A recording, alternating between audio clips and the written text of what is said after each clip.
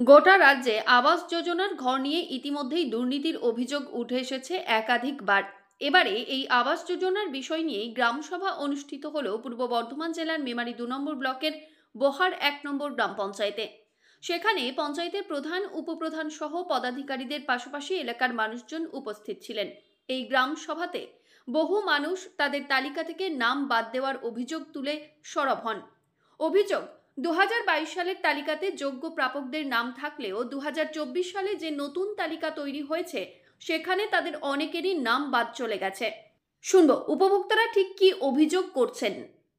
হ্যাঁ, আমার আবাস যোজনা ঘরের লিস্টে নাম আছে, এটা লিস্ট। হ্যাঁ, তো এখন আমি দেখছি ফাইনাল লিস্টে আমার নাম নেই, যেটা ধরে ইনকোয়ারি হচ্ছে 2024-এ। এটা 2022 সালের লিস্ট। হ্যাঁ, এই লিস্ট ধরে পঞ্চায়েতের অল ডকুমেন্টস জমা নেওয়া হয়েছিল, আমিও জমা দিয়েছিলাম। হ্যাঁ, তার মধ্যে আমার গ্রামে যতজন জমা দিয়েছে ফাইনাল লিস্টে নাম এসেছে, আমার নামটা বাদ দেওয়া হয়েছে। তা আজকে তো আপনাদের গ্রাম সভায় বৈঠক ছিল হ্যাঁ, পঞ্চায়েতে, তা ওখানে কি আপনি ঊর্ধ্বতন কর্তৃপক্ষকে জানিয়েছেন? হ্যাঁ, ওখানে জানিয়েছি, আমি পঞ্চায়েতেও জানিয়েছি, অলরেডি আমি বিডিও অফিসেও গিয়েছিলাম। হ্যাঁ, দিয়ে ওনারা কি বললেন? ওনারা বলেছেন যে যেহেতু ফাইনাল লিস্টে নাম আসেনি, লিস্টের উপর থেকে এখানে আমাদের কিছু করার নেই। আমি যে অলরেডি এই লিস্টটাও দেখিয়েছি, ওনারা দেখেছেন। এই লিস্টে কি আপনার আইডি নাম্বার সহ আছে? এখানে আমার আইডি নাম্বার আছে, আমার নামও আছে। কি কারণে এসেছেন? এটা আমি ঘর পেয়েছি, আমার যে ঘরে ছাউনির টাকাটা পাওয়া যায়, আমি অর্ধেক টাকা পেয়েছি, আর অর্ধেক টাকা আজও পর্যন্ত আমি পাইনি। কবে ঘর পেয়েছেন? আমি কত সালে ঘর পেয়েছি? আজকে 3 বছর হয়ে গেল। কত সাল সেটা? 18-19 সালে। হ্যাঁ, দিয়ে এখন কি চাইছেন? এখন আমার যে বকেয়া টাকাটা আমার প্রাপ্য আছে, এই টাকাটা যাতে আমি পাই, আমি ওর জন্য আবেদন করব। আজকে কোন জায়গায় এসেছেন? আজকে গ্রাম পঞ্চায়েতে ভোর 1 নম্বর গ্রাম পঞ্চায়েত হরিংডাঙ্গের মন্ডলে এসেছি। কি কারণে এসেছেন? ঘর পাওয়ার জন্য, মাটির ঘর আমাদের সকলের।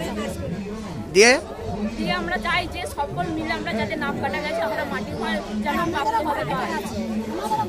আপনারা কি প্রশাসনকে জানিয়েছেন, ঊর্ধ্বতন কর্তৃপক্ষকে জানিয়েছেন যে আপনাদের নাম? যে সব সদস্য গিয়েছিলেন, দেখেও এসেছেন, পাইনি। আমরা ইনকোয়ারিও করে এসেছেন। কতদিন আগে ইনকোয়ারি গিয়েছিল? প্রায় 20-25 দিন হয়ে গেছে। অথচ আপনাদের নাম বাদ গেছে। বাদ গেছে আমাদের সব। তা আপনাদের কি পাকা বাড়ি নাকি? হ্যাঁ, আমাদের বাড়ি দুটো মাটির বাড়ি আছে, ভেঙে পড়ে আছে, জল পড়ছে ঘর দিয়ে। কোন গ্রামের বাসিন্দারা আপনারা? বদলাম।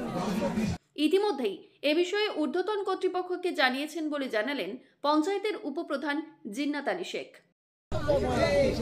আজকে আপনাদের পঞ্চায়েতের তরফ থেকে কি কর্মসূচি নিয়েছিলেন? আজ বহার 1 অঞ্চলের পঞ্চায়েতের তরফ থেকে আমাদের আবাস যোজনার যে ঘর বেরিয়েছিল তার একটা সাধারণ সভা ডাকা হয়েছিল। সেই সাধারণ সভায়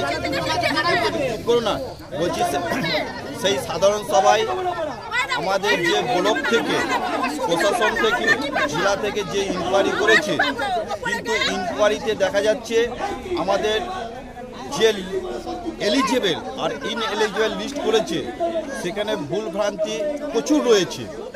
যে অল্প বিস্তর হলেও হয়তো আমরা সেটাকে ম্যানেজ করে নিতে পারতাম, কিন্তু যেগুলো এলিজিবল করেছে সেখানেও দেখা যাচ্ছে আমাদের তরফ থেকে আমরা যে ইনকোয়ারি করে দেখেছি সেখানেও 1 থেকে 150 মতো বাদ যাবে। কিন্তু যেগুলো আবার ইনএলিজিবল করেছে সেখানেও দেখা যাচ্ছে 118 জনকে বাদ দেওয়া হয়েছে। আমার হিসাবে সেখানে 70 থেকে 75 জন মাটির বাড়ি, কিন্তু তাদের করে যে ইনএলিজিবল করলো কিভাবে সেটা আমি এখনো পর্যন্ত বুঝে উঠতে পারছি না। তারা কিভাবে ইনকোয়ারি করেছে সেটা তারাই জানে। আপনারা কি ঊর্ধ্বতন কর্তৃপক্ষকে জানিয়েছেন এই বিষয়টা? আমরা ঊর্ধ্বতন কর্তৃপক্ষকে অবশ্যই জানিয়েছি, ভিডিও, জয়েন্ট ভিডিও দুজনকেই জানানো হয়েছে যে যারা ঘর পাওয়ার উপযুক্ত তারা কিন্তু ঘর পায়নি। আপনাদের যে ইনকোয়ারি হয়েছে সেই লিস্ট থেকে বাদ গেছে, অথচ যারা ঘর পাবে না তাদের কিন্তু লিস্টে নাম এসে গেছে। এই নিয়ে আমি বহার 1 অঞ্চল 1 পঞ্চায়েতে এই বিষয়টা নিয়ে আমি প্রচুর চাপে রয়েছি। এই বিষয়টা আমি অলরেডি ভিডিও, জয়েন্ট ভিডিওকে জানিয়েছি। এই গ্রাম পঞ্চায়েতের গ্রাম সভাতে উপস্থিত ছিলেন বহার 1 নম্বর গ্রাম পঞ্চায়েতের প্রধান ঝর্ণা কিস্কু, উপপ্রধান জিন্নাত আলী শেখ, পঞ্চায়েতের secretary Jaydev Kora, APO assistant programme officer Jahangir Alam সহ অন্যান্যরা।